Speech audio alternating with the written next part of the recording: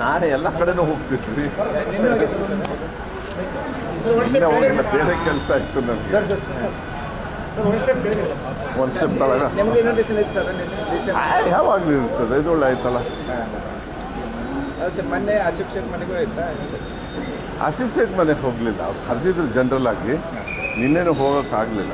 ಅದು ಬಿಟ್ಟು ಏನಾದ್ರು ಇದ್ರೆ ಹೇಳ್ರಿ, ಅವಕ್ಕೆಲ್ಲ ಉತ್ತರ ಕೊಡೋದಿಲ್ಲ ನಾವು.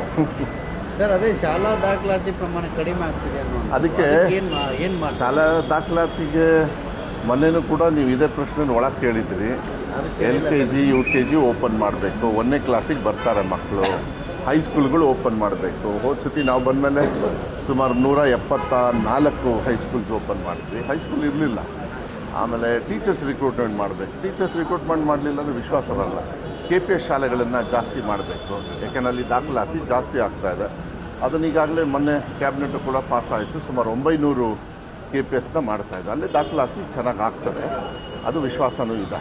KPSC ಮ್ಯಾಗ್ನೆಟ್ ಸ್ಕೂಲ್ಗಳಿಂದ ಈ ಸರ್ಕಾರಿ ಸ್ಕೂಲ್ಗಳಿಗೆ ತೊಂದರೆ ಆಗುತ್ತೆ. ಸುಮಾರು 40,000 ಅಲ್ಲ, ಒಂದು ನಿಮಿಷ ಮ್ಯಾಗ್ನೆಟ್ ಸ್ಕೂಲ್ ಯಾವುದು ಪ್ರತಿಭಟನೆ ಮಾಡ್ತಿದ್ದಾರೆ. ಯಾರು? ಅದೆಲ್ಲ ಹಳೇದು ವಿಚಾರ.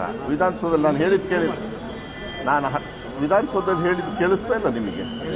ಸುಮ್ಮನೆ ಹಾಗೆ ಕೇಳ್ತಾನೆ ಇರೋದಲ್ಲ. ಮ್ಯಾಗ್ನೆಟ್ ಸ್ಕೂಲ್ ಸರ್ಕಾರದ್ದ ಯಾರ್ದು?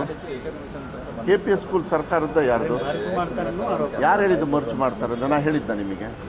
ಸುಮ್ಮನೆ ಅಲ್ಲ, ಯಾವನ ಹೇಳ್ತಾರೆ ಅಂತ ಹೇಳಿ ಕೇಳ್ಕಿಂತ ಕೂತ್ಕೊಳ್ಳೋಕೆ ಹೋಗಬೇಡಿ. ನಾನು ಹೇಳಬೇಕು ಅವಾಗ ಓಕೆ, ಸರ್ಕಾರ ಹೇಳಬೇಕು ಅವಾಗ ಓಕೆ. ಸುಮ್ಮನೆ ನಾನು ಸೋಷಿಯಲ್ ಮೀಡಿಯಾದಲ್ಲಿ ಇರಲ್ಲ. ಅದೇ ನಾನು ಮೊನ್ನೆ ಬೇಜಾರಾಗಿ ನಾನು ಹೇಳಿದ್ದು ವಿಧಾನಸೌಧ, ಅದೆಲ್ಲ ಹೇಳ್ಬೇಡಿ. ರಾಮನಗರದಲ್ಲಿ ಒಂದು ಆದೇಶನೂ ಮಾಡಿದ್ದಾರೆ. ಆದೇಶ ಅಲ್ಲ ಅದು, ಒಂದು ನಿಮಿಷ ಅದರೊಳಗೆ ಕರೆಕ್ಟಾಗಿ ನೋಡಿ. ಯಾರು SDMC ಅವರು ಇನ್ನೂ ಒಂದು ಒಳ್ಳೆ ಸ್ಕೂಲಿಗೆ ಹೋಗ್ಬೇಕಂದ್ರೆ ಅವ್ರ ವಿವೇಚನಕ್ಕೆ ಬಿಟ್ಟಿರೋದು. ಅದು ನಾನು ಅದನ್ನ ತಗೊಳಕ್ಕಾಗ ಇನ್ನೂ ಒಂದು 100 ಸ್ಕೂಲ್ ಓಪನ್ ಮಾಡ್ತೀನಿ ಅಂದರೆ ಮಾಡಿ, ಅದನ್ನೇನು ಹೊಸದಾಗಿ ಶುರು ಮಾಡೋದು. ಸರ್, ಈಗ ಆದೇಶ ಮುಗಿದಂಗೆ CM DK ಶಿವಕುಮಾರ್ ಅವರಿಗೆ ಹೈಕಮಾಂಡ್ ಗುಲಾಬ್ ಬಂದಿದೆ. ಅಂದ್ರೆ ಈಗ ಗೊಂದಲ ಆಗ್ತಿದೆಯಲ್ಲ, ನೀವರ ಹೈಕಮಾಂಡ್ ಏನು ಮನೆ ಮಾಡ್ಕೊತೀರಿ ಅಂತ? ಅಲ್ಲ ರೀ, ನಿಮ್ಗೆ ಇದು ಬಿಟ್ಟರೆ ಇನ್ನೇನು ಗತಿ ಇಲ್ಲ. ಅಲ್ಲ, ಒಂದು ನಿಮಿಷ ನಾನು ಹೇಳ್ತಾ ಇದ್ದೀನಿ ಕೇಳಿ. ಒಂದು ನಿಮಿಷ ಬಾಯಿ ಮುಚ್ಕೊಂಡು ಕೂತ್ಕೊಳ್ಳಿ ಅಂತ ಹೇಳಿದ್ದಾರೆ. ಆ ಕೆಲಸ ನಾ ಮಾಡ್ತೀನಿ. ಒಂದು ನಿಮಿಷ ಒಂದು ನಿಮಿಷ ರೀ. ಯತೀಂದ್ರ ಅವ್ರಿಗೆ ನಾನು ಸ್ಪೋಕ್ಸ್ ಪರ್ಸನ್. ನಾನು ಯತೀಂದ್ರ ಅವ್ರು ಹೇಳಿದ್ರೆ ಯತೀಂದ್ರ ಅವ್ರಿಗೆ ಕೇಳ್ಕೊಳ್ಳಿ. ಇನ್ನೊಬ್ರು ಯಾರಾದ್ರೂ ಹೇಳಿದ್ರೆ